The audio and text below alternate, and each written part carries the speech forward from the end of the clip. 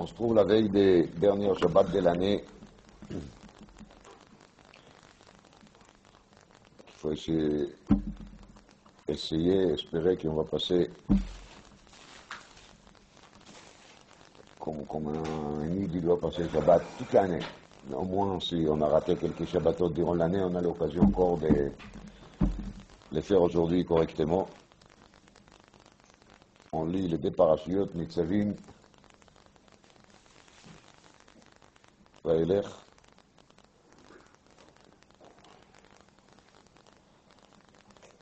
C'est marqué dans les tours, Nitzavim, Leolam, Korim Ota Kodem Rosh Hashanah. C'est obligatoire que la parasha Nitzavim soit lise avant Rosh Hashanah. Il amène là-dessus un remez. Le remez, il est Kumu Vetiku.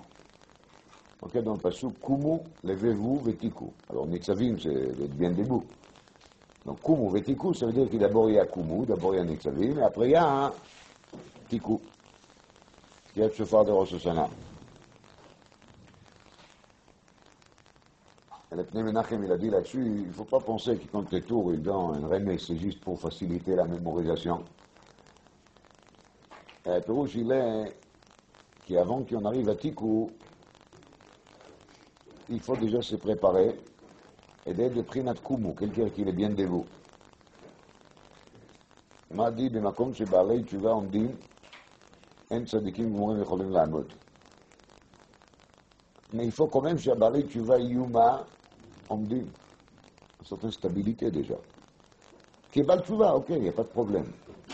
Il y a des problèmes, en tout cas, maintenant, Bacher Roucham, ou qui en est aujourd'hui, qui va être considéré et qui va être constaté comme Baal Tshuva, pas de problème, mais qui doit être un Baal Tshuva stable. Donc c'est Atem Nitzavim. Kumu Tiku. Pas de se balancer encore toujours. Première chose, Binyan Tshuva, c'est de mettre à Zivatachet. Donc de ne plus avoir des rapports avec les passés, avec les mauvais passés, mais d'avoir des rapports avec les bons passés, les moments dans lesquels la Neshama était encore toute propre. Ça c'est Kumutiku. Et comme j'ai mentionné tous les ans, les paroles de Zohar HaKadosh, Atem Nitzavim Ayom Kulchem, dit le Zohar HaKadosh Ayom Da Rosh Hashanah. Kitsur, il faut essayer de tout faire pour arriver à Rosh Hashanah avec une certaine stabilité. Et pas arriver à Rosh Hashanah, et au moment de Tkiyat Shofar, là commencer à écouter les sons des shofars et de dire, bon, maintenant on va faire Tshuva. C'est pas comme ça que ça fait fonctionner. Et là d'abord il faut Kumu. Et après on peut aller vers Tiku. Dit le Pnei Menachem, et des fois on lit aussi par Sot Vayelech, avant Rosh Hashanah. Des fois elle est tout de suite après Rosh Hashanah. Mais l'idée est toujours la même. Enochinami, d'être stable, c'est déjà pas mal, mais ça ne suffit pas. Il faut aussi faire quoi? Il faut aussi faire Alicha d'Aïnou, il faut avancer. Quelqu'un qui va stagner comme il est, même si c'est pas mauvais, alors il faut savoir, ça ne va pas tenir très très longtemps. Il faut être toujours mehalech, il faut être toujours en progrès. Im lo olim yordim, si on ne monte pas, on tombe. Quelqu'un qui monte sur une montée qui est très forte, alors il ne peut pas s'arrêter. Il faut qu'il marche tout le temps pour continuer.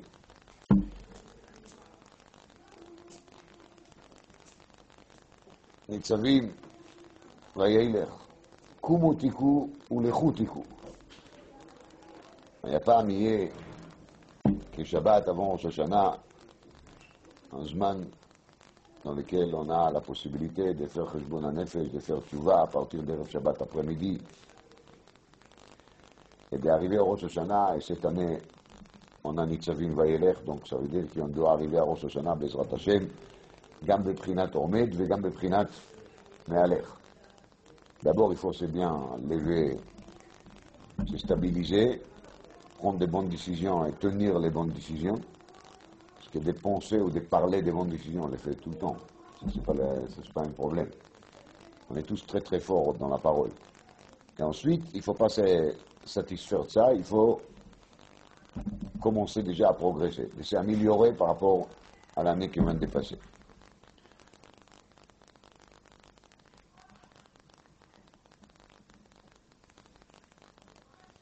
Encore remarqué dans le Pnei Menachem, Remez Nechmad Meod, qui je vous le dis, ça n'a rien à faire avec les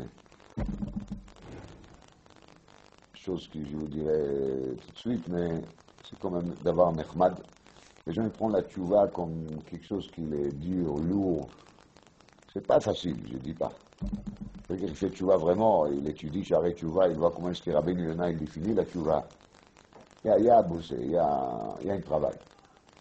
Alors tchouva, Rachaï Tevot, Tachel, Shana ou Birchoter. Donc il faut le savoir.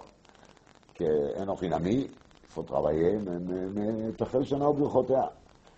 Ah, il est bien chez donc si quelqu'un veut vraiment avoir une bonne année, ça doit commencer par la tchouva. Voilà. Il n'y a pas de possibilité autre. Pas shoot, il faut passer par là. On a étudié cette semaine, dans le Daf Yomi, on vient de commencer dans Sechet Ktubot, une Sugia d'Afret, Amar Rav Nachman Amarav, Chatanim min haminyan ve'en avelim min haminyan. On parle ici des brachot qui ont fait au moment de Choupa, on parle des brachot qui ont fait au moment d'Avelut. Il y a des brachot spécifiques qui ont fait au moment d'Avelut. L'Agma, elle discute de tout ça dans la suite de la Sugia.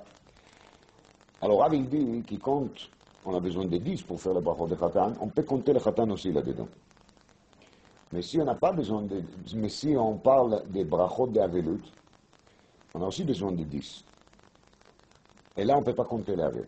L'Avel ne fait pas partie des comptes. Il faut avoir 10 à part l'Avel lui-même. Et là-dessus, la Gemara, elle amène une braïta dans laquelle elle a marqué le contraire. Meitivei, Khatanim ve'avelim min haminyan. Dans la braïta, il a marqué qui est dans le cas de Khatanim et dans le cas d'Avelim. Dans les cas, ils font partie de quoi? Des minyan. La Gemara, elle répond là-dessus, Matnita karamit alei de Rav. Rav, Tanaou ou Palig. C'est pas une objection, c'est pas dramatique. Même s'il y a une braïta qui va dire l'opposé de Rav, aval Rav Tanaou ou Palig. Rav est un Tana. Est-ce qu'il est vraiment Tana? Est-ce qu'il a le statut de Tana? Une question intéressante, mais on ne va pas travailler là-dessus maintenant. En tout cas, il peut s'opposer à une braïta, et ce n'est pas un problème. Tandis que les autres Amoraïm, ils ne s'opposent pas à l'autorité d'une braïta. En vérité, il y a marqué dans le Kesef Mishneh, Be'ilchot Mamrim, je profite pour vous le dire, c'est une connaissance intéressante. Le Kesef Mishneh dit dans Ilchot Mamrim qu'en vérité, il n'y a pas un issour, un interdit officiel qu'un Amoraï va s'opposer à une braïta. Est-ce que vous connaissez un passouk dans le Chumash qui interdit aux Amoraïm de s'opposer aux braïtot? Il n'y a pas. Donc, dès le Kesef Mishneh, la seule raison pour laquelle les Amoraïm ne s'est pas opposés aux braïtot, parce qu'ils ont reconnu que la sagesse des générations d'avant, donc des générations des Tanaïm, de ceux qui sont vécus avant eux, est tellement énorme, est tellement supérieure à leur niveau de sagesse, qu'ils ont compris que ce n'est même pas la peine de s'opposer à un braïta. Aval, il y a une seule exception. C'est qui l'exception? Rav. Rav, Tana ou Palig. On a vu ensemble l'enseignement qui marquait dans le Sefer HaKadosh Ater et Yeshua, qui dit Rav, Tana ou Palig, Rachaï Tevot Torah. Les 4 mots, Rav, Tana ou Palig, ils font Rachaï Tevot Torah. Un remède yafé mode. Maintenant, qu'est-ce qu'il y a derrière cette remède? Il y a des choses qui sont cachées derrière. Il y a Doua, Meforsam, je crois que je l'ai déjà cité ici aussi, Divrei Kadmonim, en Sarah Marmarot, il parle beaucoup de ça, que Rav était en vérité très âgé à l'époque de la Gemara déjà. Parce qu'il était déjà l'élève de Rabbi Shimon Bar Yochai. il a appris de lui la Torah, pas seulement d'après les Miglot, et là aussi d'après les Mistarot. Et donc,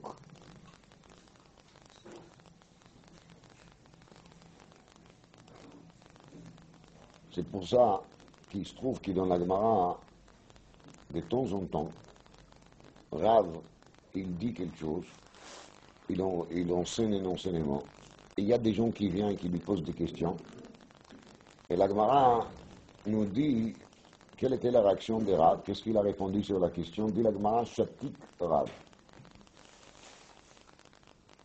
Il n'a pas répondu, il s'était. Il y a un terme spécifique au Rav, Shatik Rav. Rav, il a refusé de répondre. A priori, c'est étonnant. Parce que normalement, quand on arrive à un niveau de questions pareil, on ne devait dire pas Shatik Rav, on devait dire Kashia Oti Yufta. Comme on fait normalement quand on tombe dans une couchia sur laquelle on ne trouve pas une réponse. Chez Rav, il y a marqué Shatik Rav. Explique Rabbeinu Baal Asara Ma'amarot, qui Rav, car il a reçu justement des enseignements encore depuis l'époque de Rabbi Shimon Bar Yochai. Il est venu au Beth Midrash, il a retransmis ses enseignements. Mais il n'était pas toujours capable d'expliquer qu'est-ce qu'il a entendu. Parce qu'il était peut-être à l'époque pas au niveau encore de comprendre les bonnes raisons pour lesquelles dit le Rabbi Shimon Bar Yochai. Peut-être une partie des raisons était Altit Miniyut Torah. Et ça, c'est sûr qu'il ne peut pas les enseigner au Beth Midrash babylonien devant tous les Chachamim de la Yeshiva. Ils n'avaient pas du tout l'habitude d'apprendre l'Historot Torah des Pirsum. Asher Alken, Shatik Rav. Il a dit, je ne réponds pas, mais ça n'empêche pas que moi, j'ai une tradition sur cet enseignement. Et dans ma tradition, c'est comme ça. Et je ne bouge pas de la tradition. Donc ça explique nier les statuts spécifiques de Rav, Rav Tanaou au palais. Ça explique aussi un peu les remèdes de Baal Ateret Yeshua, Rav Tanaou au palais, Rashi Tevot Torah. Même si c'est l'air d'être une contradiction. D'un côté, on dit Rav Tanaou au palais, de l'autre côté, c'est Shatik Rav. Un Tana un peu faible, non? Un Tana qui ne sait pas répondre quand on lui pose des questions sur ses enseignements propres. Rav Tanaou au palais, tout ce qu'il dit, c'est Torah. Et la main, pas tout ce qui est marqué dans la Torah, on peut l'expliquer à tout le monde, à chaque moment, et dans chaque Beth Midrash. Ça dépend avec qui on est, devant qui on en est. On va essayer de voir ensemble un enseignement qui va peut-être nous aider encore à comprendre mieux. Dans la paracha Nitzavim, la paracha elle commence Atem Nitzavim Ayom Kulchem, Lifnei Hashem Elokechem, Rasheichem, Shivtechem, Ziknechem, שוטריכם, כל איש ישראל. tous devant Hachem. תפכם, נשיכם וגרך אשר בקרב מחניך, מחוטא ויצאך עד שואב ממך. À partir de חוטא ויצאך ועד שואב ממך. Donc la question est la question de tout le monde. Je suis sûr que vous avez déjà écouté la question et des réponses. Quand on commence, on dit Atem Nitzavim, Kulchem Lifnei Hashem Elokechem, Rasheichem, donc ceux qui sont en tête, on comprend qu'ils ça on les compte en premier. N'est-ce pas? En dessous, c'est Shivtechem, après c'est Ziknechem, Shotrechem, Kol Ish Israël, tous les Bnei Israël. Après on recommence. Tapchem, Neshechem, Vegercha Asher Bekerev Achanecha. מחוטא ויצאך ועד שואב ממך. À partir de ceux qui coupent le bois jusqu'à celui qui pise de l'eau. Franchement, est-ce que vous voyez un écart tellement énorme entre les coupeurs de bois et les piseurs d'eau? Si on aurait dit ici, mais Rosh Yeshivatecha, mais Rashi Yeshivatecha, Ad Shoev Memecha, ça marche, non? À partir de Michel, le grand rabbin, jusqu'au dernier chamash de la plus petite choule de Paris. On voit ici un écart. Mais qu'est-ce que c'est de dire mais chotev etzecha ad shoev memecha?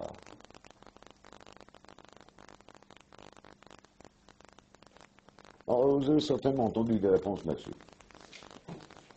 C'était dit par Tzadikim, je ne me rappelle pas maintenant lequel exactement. Ce n'est pas moi qui j'ai dit en tout cas. Je suis trop petit pour dire des choses pareilles. Chotev Eitzecha זה אברהם אבינו.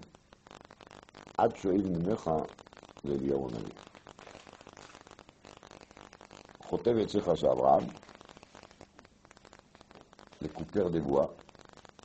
C'est pas sûr pourquoi. Il va car, Atse Ola Yamake. Abraham il a coupé les bois au moment d'Akedat Yitzchak. Ad Shoev Memecha, c'est Eliyahu Hanavi qui se trouvait sur le mont Carmel. Et il a fait là-bas le grand spectacle, entre guillemets, des Mizbechot, Baal Hashem. C'est marqué qu'il a pisé de l'eau, et il a versé, reversé sur le Mizbech. Vous vous rappelez? Mechotev Eitzecha, Ad Shoev Memecha, veut dire, moi et Rabotai, depuis le début de l'historique juive, que les premiers juifs officiels, c'est qui? Abraham Avinu, jusqu'à Eliyahu Hanavi, qui est lui qui va nous annoncer l'arrivée de Mashiach. Autrement dit, cette paracha, elle est la paracha dans laquelle Moshe Rabbeinu va transmettre des enseignements, pas seulement à la génération de désert. Il parle ici avec tous les neshamot de Klal Israël. C'est Kemin, deuxième miniature des scénarios de Matan Torah.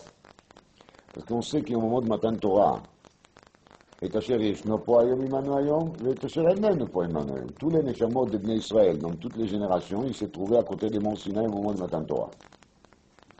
Exactement la même chose, il se passe ici. Quand Moshe Rabbeinu parle avec Bnei Israël, il parle d'abord dans les premiers versets, Rasheichem, Shiftechem, Ziknechem, Veshotrechem, Kol Ish Israël, des points, fin de Passouk, fin de verset, on parle de la génération qui est là, en face de nous. Et après, on commence à parler de toutes les générations futures, faibles, affaiblies. Après, Nesheichem, donc les enfants, les femmes, tous ceux qui sont faibles.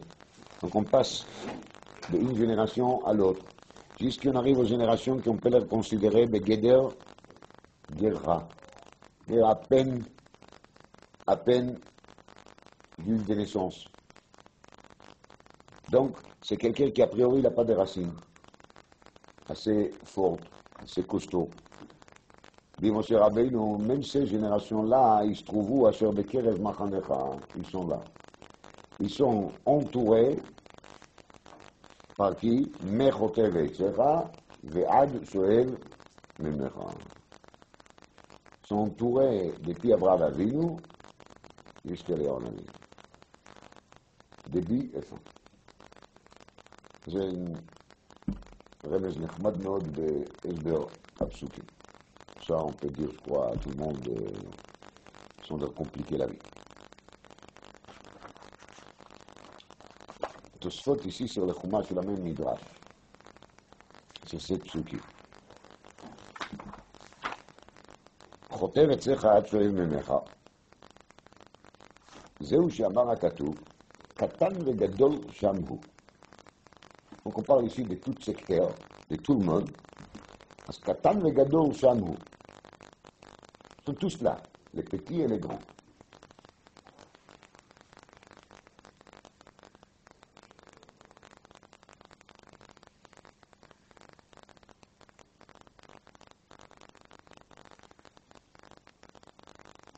פסוק בקהלת, קטן וגדול שם.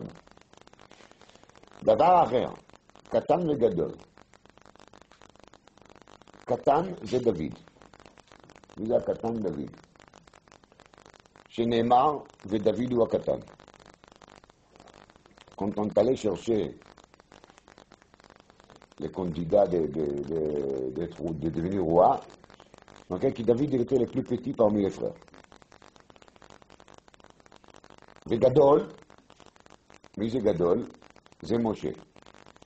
שנאמר, והאיש משה גדול מאוד. Voilà, Moshe, il est très grand. On a su qu'il y a marqué Ba'inei Avdei Paro ou Ba'inei Am. En tout cas, on voit bien qu'il est bon. Gadol était dit dans la Torah par rapport à qui? par rapport à Moshe.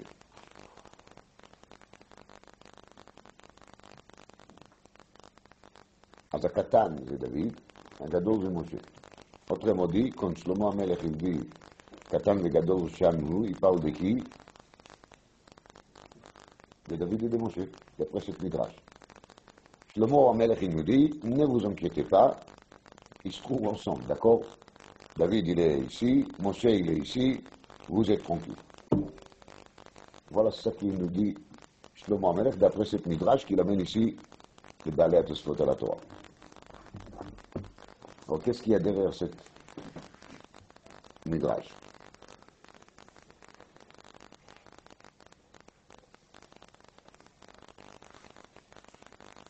Je vais vous dire là-dessus un enseignement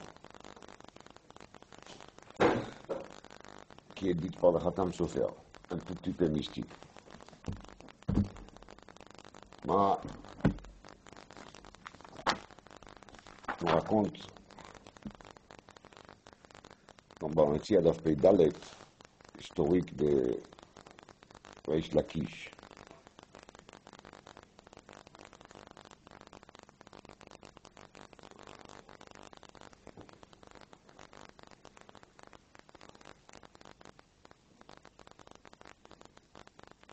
Histoire très connue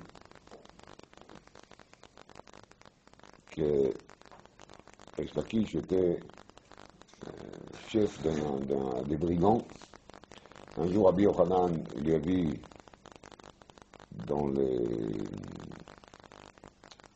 à côté des fleuves Yarden, quand il est en train de sauter d'un bord à l'autre bord. Elle lui a dit, Cheilach leoraita, tu dois donner ta force pour la Torah. Et il lui a fait une promesse que si jamais il va faire tchouva, il va lui donner, il va lui offrir sa sœur. Et il a fait tchouva, et il a épousé sa sœur, et il est devenu l'élève de son beau-frère Rabbi Yochanan. Rabbi Yochanan, il a fait de lui Gavra Rabba, comme ça dit l'allemand, un grand homme, Gadol. Il a fait de lui Gadol. Gavra Rabba, un grand homme. יום אחד אבו מפלגי בי מדרשה. Un jour, il y avait une מחלוקת בבית המדרש, entre רבי יוחנן וריש לקיש. הסייף והסכין והפיגיון והרומח, ומגל יד ומגל קציר, ממתי מקבלים טומאה. On parle ici des couteaux, de toutes sortes, des épées, etc. À partir de quel moment on les considère comme un cli, comme un objet préparé? Parce que pour recevoir de l'impureté, il faut déjà avoir le titre cli. Donc on a besoin de savoir à partir de quel moment il s'appelle cli. Est-ce que ça doit être bien aiguisé? Est-ce que c'est même avant? Alors, Rabbi Yochanan il a dit qu'il quand on les a mis dans la fournaise, c'est déjà Mekabel Touma, et Reish Lakish il a dit non. Il faut qu'en sortant des fournaises, on va les bien nettoyer, préparer dans l'eau, parce que c'est comme ça qu'on fait, une fois qu'on les sort des chauds, on les met dans le froid, et on les frotte, et c'est là que le couteau est un vrai couteau. Amar Lei, il a dit Rabbi Yochanan, nous, qu'est-ce que j'ai à dire? L'istaa belisteyute yada. C'est vrai que c'est ton métier, donc tu connais ton métier mieux que moi, qui avait l'habitude de te servir des couteaux et des épées. Amar Lei, il lui a dit Reish Lakish, Umay ahanatli. Alors, si tu me dis ça aujourd'hui, au jour d'aujourd'hui, quand j'ai devenu déjà Gavra Rabba, tu me rappelles encore l'Ista'a belisteyutei yada, אז מה יענת לי? הטעם רבי קראו לי, אחא רבי קראו לי. Je dis, quand j'étais avant les chefs des brigands, ils m'ont bien appelé aussi Rabbi. Et maintenant, je suis au Beth Midrash, on m'appelle aussi Rabbi. Alors, j'ai rien gagné, parce que si aujourd'hui je suis de toute façon Rabbi, grâce au fait que je suis quoi? L'Ista'a belisteyutei yada. Alors, il vaut mieux que je fasse quoi? Que je retourne au passé. Au moins, j'avais de l'argent. Vous savez que la Gemara raconte que Reish Lakish, quand il a décédé, lo shavit kaba de Mourika. Il n'a rien laissé comme héritage. Donc, Vous voyez que on se trouve devant un homme qui a tout abandonné, il a vécu dans la pauvreté totale. Et il dit à Rabbi Yochanan, j'ai rien gagné, on m'appelait avant Rabbi, aujourd'hui on m'appelle Rabbi, mais si je suis de toute façon Rabbi Listim, alors ils vont m'y être vraiment Rabbi Listim. Qu'est-ce qu'il a répondu, Rabbi Yochanan? Amar lei ahana ilach de akrevinach tachat kanfei ashchina. J'étais quand même rendu service, non? Parce que là, tu es plus proche vers Akadosh Baruch Hu que si tu étais toujours le Rebbe de l'histoire. Alors, la suite de l'histoire, très intéressant, mais on va s'arrêter ici. Khatam Sofer, il sort de cette Gemara avec une yesod. Et le yesod, il est que des gens, ça il faut le savoir, comme des gens comme Rabbi Yochanan et Lakish, ils se parlent entre eux.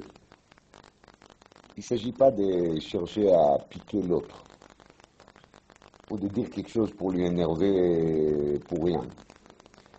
Pérouche, il a dit, le Khatam Sofer, Ksirish Lakish, il a dit, Acha Rebbe Karoli, Atam Rebbe Karoli. Pérouche, qui bémet la brina des Rav, Rebbe Rav, elle existe dans deux côtés. Yesh Rav de Gdusha. Le côté de Gdusha, il a son Rav. Beshomran Eikev Rav, il y a marqué dans les pasuk. Et il y a un côté des Rav dans les côtés contraires. Venikeiti mi Pesha Rav. Donc on voit bien qu'il y a Pesha Rav. יש בשומרן עקב רב, שמירה גדולה, ויש פשע רב.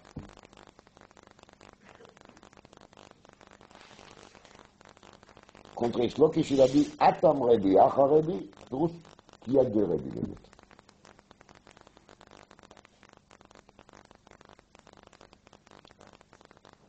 Il y a un troisième, Erev Rav.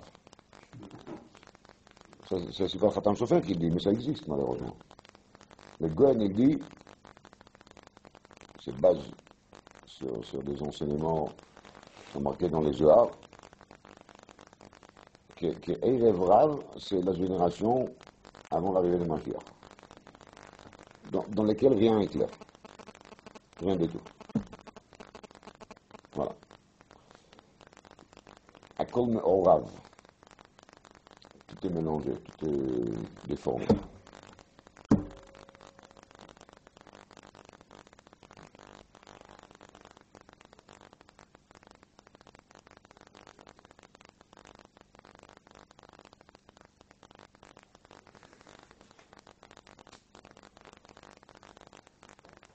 כדור התורה dans la parasha משפטים וכי ינצו אנשים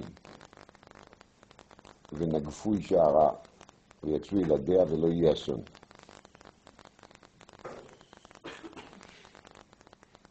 On parle de deux personnes qui se disputaient, ils se tapent,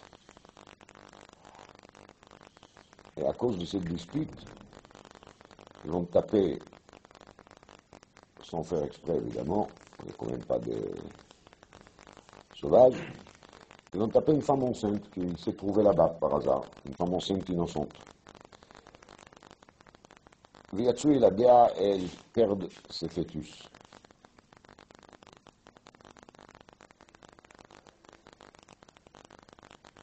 Velo Yasun.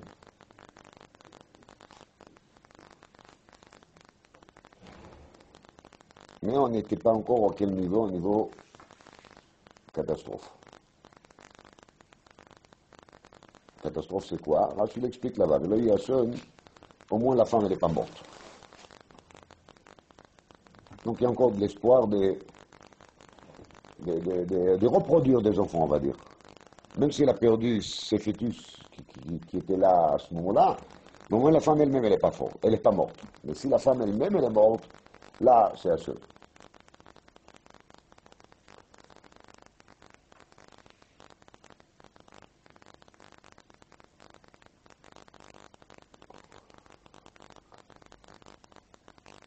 Moisson, ça se traduit en français à peu près catastrophe, n'est-ce pas? Alors, les mots Asson, on le trouve dans la Torah en lien avec le Satan. On parle de Binyamin, de Kara ou Asson. dit Rashi שהשטן מקטרג בשעת הסכנה. Donc dit le Khadam Sofer que le mot Asson, c'est un des noms de Satan. Cet mot Asson signifie égal Satan. Le Kara ou Asson, c'est Satan מקטרג בשעת הסכנה. Il sort de là, qui Asson égale Satan. Donc quand il y a marqué Velo Asson, ça veut dire qu'on n'est pas encore complètement soumis au Satan. C'est ça Velo Asson. Il y a des choses qui se passent, il y a une perte, on a tapé, on a secoué, mais Velo Asson, ça veut dire qu'on n'est pas encore complètement soumis sous le Satan. Deuxièmement, il y a un deuxième nom de Satan, qui est le Rav. Ça, c'est le Rav de Reish Lakish. On a Rav Rabbanan, donc le Rav de la Yeshiva, de Talmidei Chachamim, enseignant de Torah, Rav Tanao Palig. Il faut savoir que dans les côtés de l'impureté, il y a aussi un Rav. Et c'est toujours la guerre entre les Rav d'un côté et entre les Rav de l'autre côté. Je ne parle absolument pas de machlokot entre Rabbanim, hein. Il faut même pas rêver de ça. Ça n'existe pas. Je parle juste des faits qu'il y a côté Rav dans la Gdusha, comme on a dit, côté Rav dans la Touma. Et donc, ces deux Rav, ils sont en train de se disputer entre eux. Remez, je dis bien, c'est un remez. Amar Rav, Birkat Chatanim, Achatan Min Aminyan.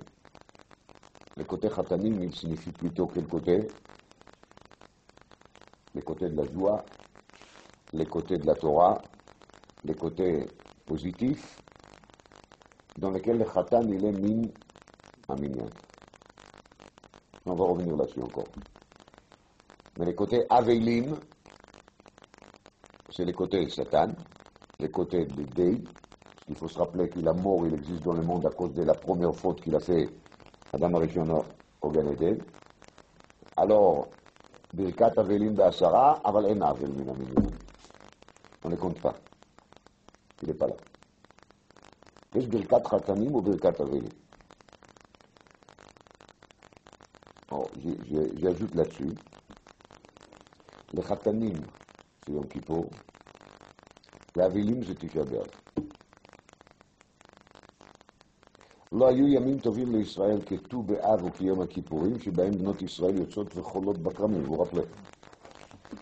ביום חתונתו וביום שמחת ליבו זה יום הכיפורים, dit la Gemara, fin de Tannit. אבלות égale תשעה באב, שמחה, חתנים égale יום כיפור. Maintenant regardez, je reviens au Khatam Sofer, tout ça c'était une parole, je reviens au Khatam Sofer. Khatam Sofer il dit comme ça.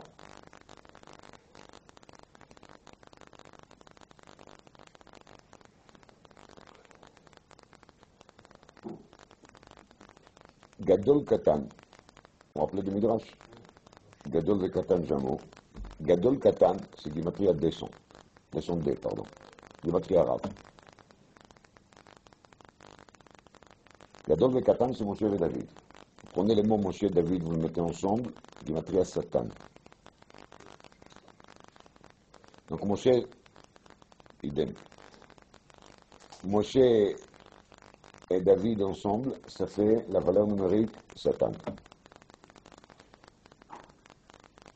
Gadol Katan ensemble, ça fait quoi? Rav.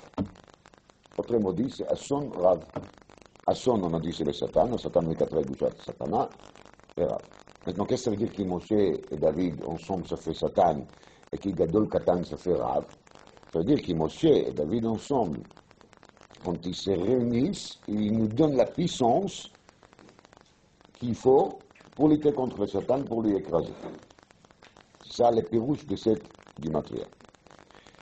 Mais le Khatam Sofer, il enseigne ça avec un enseignement qui va beaucoup plus loin. Ason Rav Rachel Tevot, Achila, Sicha, Naila, Rechitza, Bia.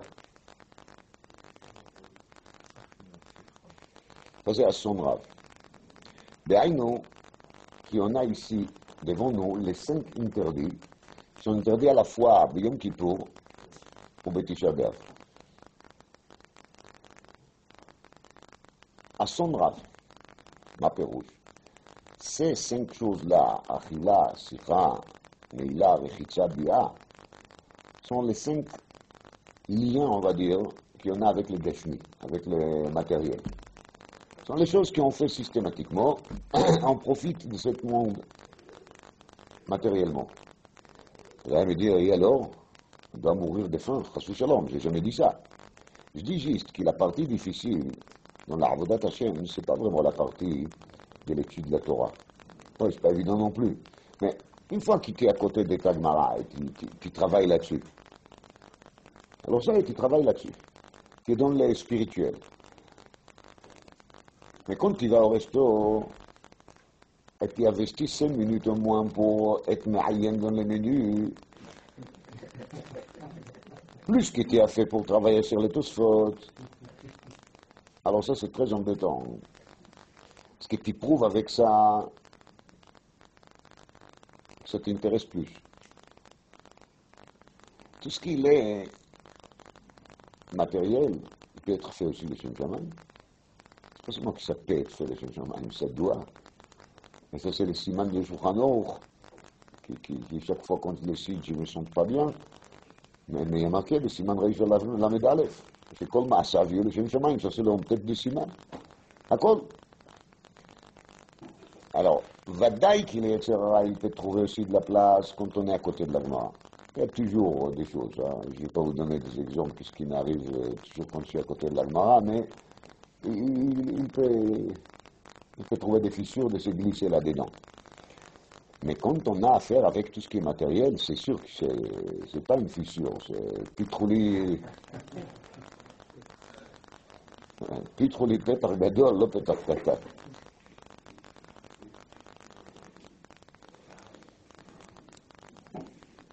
Alors, quand on nous dit qu'on n'a pas le droit de faire ces 5 choses sur lesquelles on parle ici, le pérouche, il est qu'on doit se mettre des barrières pour ne pas tomber entre les mains de qui? De Satan. Et là, on arrive justement au top.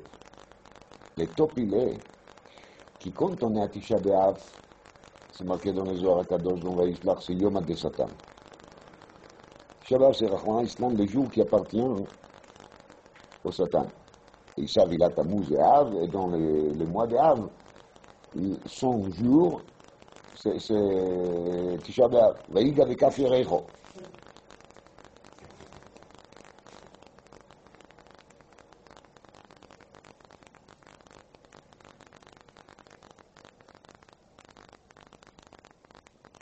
C'est marqué là-bas, et, les Zohar, il dit, c'est Av, Tisha, Tammuz.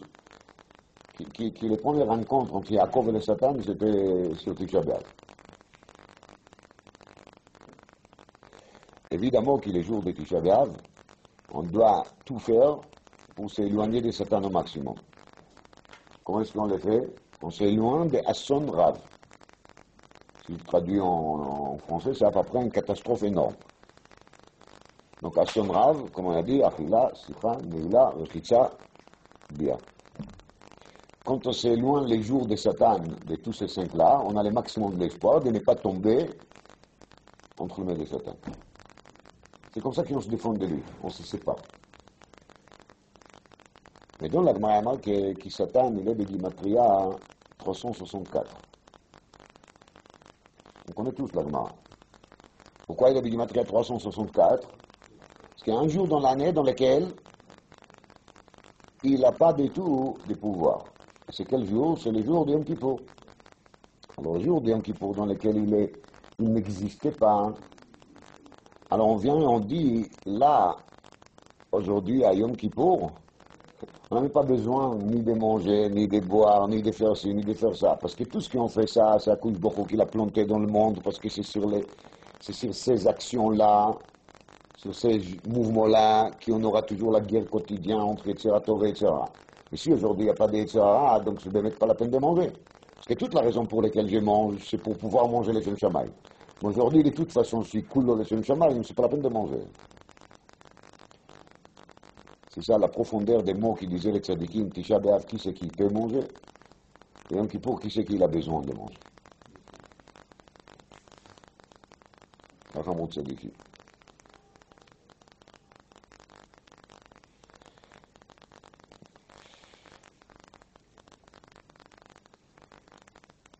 C'est beaucoup plus profond que ça. Quand on dit qu'il y a un jour dans l'année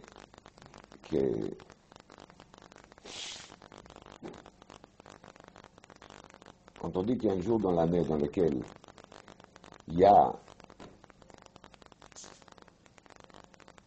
un pouvoir total et entier de Satan, et un jour dans l'année dans lequel il n'y a pas du tout un pouvoir de Satan, à Pérouchou, qu'il y a deux calendriers. Il y a une année qui commence le lendemain de Tisha B'Av jusqu'à Tisha B'Av prochaine. Et il y a une deuxième année qui commence à partir du lendemain de Yom Kippour jusqu'à Yom Kippour prochain. Il y a une année satanique, Chas v'Shalom, calendrier Satan, calendrier à son Rav. Il y a un deuxième calendrier, le calendrier de Kippour, Rav Begdusha et Rav Belheter. C'est pour ça, si vous prenez les mots Inouï, quand il y a marqué dans la Torah, alors on sait qu'il y a Chamisha Inouï, n'est-ce pas? Vous prenez les mots Inouï, et vous faites le cheshbon de son valeur numérique, et vous les multipliez par 5, vous tombez sur 730. Et 730, c'est Kamouvan, des fois 365. Parce que dans cette inouïe, dans ces 5 choses de lesquelles il faut s'abstenir, il y a un double sens. Il y a un sens d'inouï qui est lié avec quoi? Avec Tisha B'Av. Il y a un deuxième sens d'inouï qui est lié avec quoi? Avec Yom Kippour. Il y a 2 années, il y a 2 calendriers qui virent 2 sortes de Rosh Hashanah, entre guillemets, on va dire.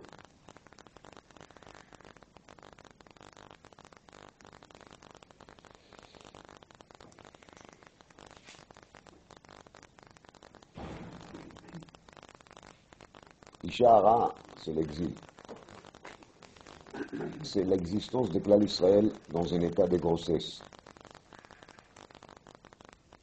Il y a des moments dans lesquels on pourrait déjà obtenir Mashiach. Il y a toujours malheureusement qui natsu anashim, sinat chinam, la haine gratuite qui fait le nagfou isha arav et yatsu elader. En sorte que cette grossesse qui pourrait se terminer par un accouchement normal, avec l'arrivée des Mashiach, on voit toujours dans les Nevim, quand on parle de l'arrivée des Mashiach, on parle d'un accouchement. Rêve les Mashiach, ça s'appelle. Ce sont les contractions d'une femme qui est en train d'accoucher. Alors, là, il y a ça. Malheureusement, la haine gratuite, c'est Ikuva Geoula, c'est clair.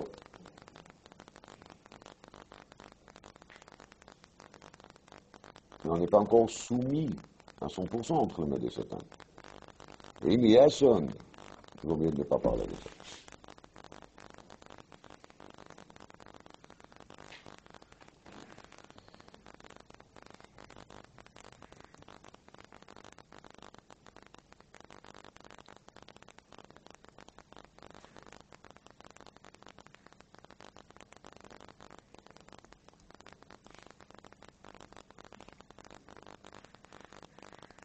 Quand on approfondit la personnalité de Léon Navi, il y a énormément de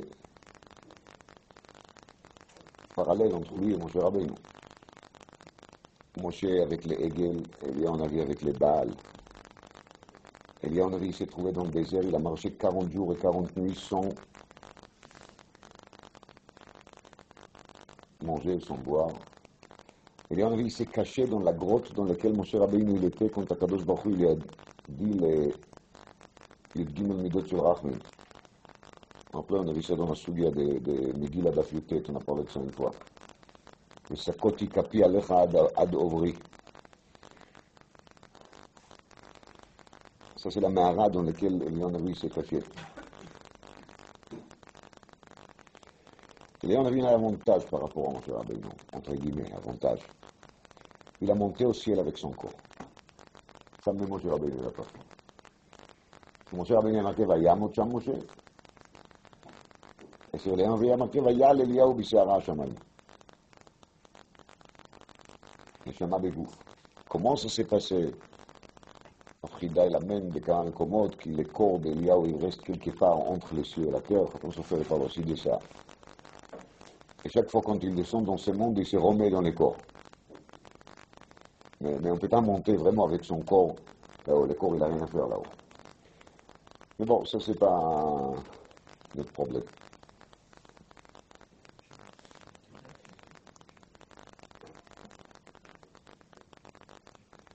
C'est rouge quand on dit qu'il est en avis, il n'a pas eu besoin de manger et de boire. Et quand on dit qu'il a monté avec son corps au ciel, c'est-à-dire qu'il est en avis, il est arrivé à faire quoi? À gagner le matériel. Jusqu'au bout. Ça, le Pérouge qu'il a en avis, il a monté carrément au ciel.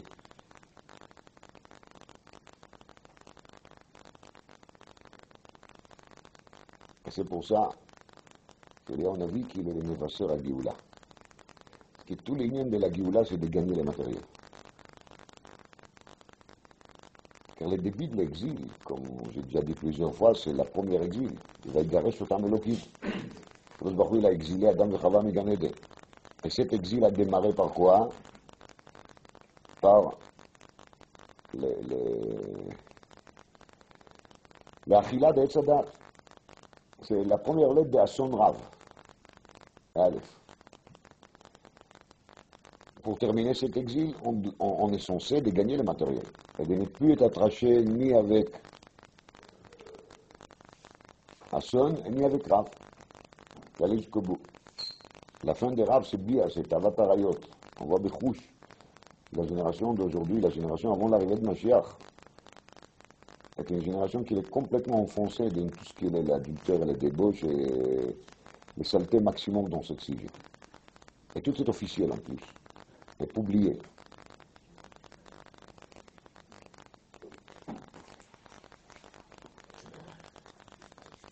On voit bien qu'il y en a à la fin de l'exil, c'est clair.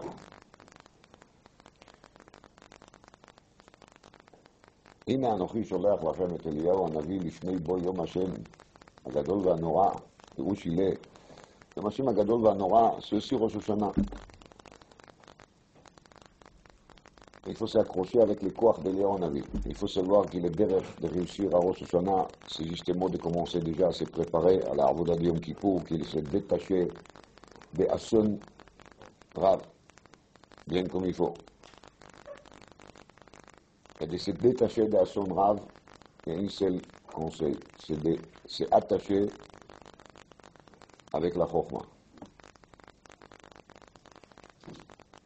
C'est ça qu'il a répondu à Rabbi Yochanan avec Lakish.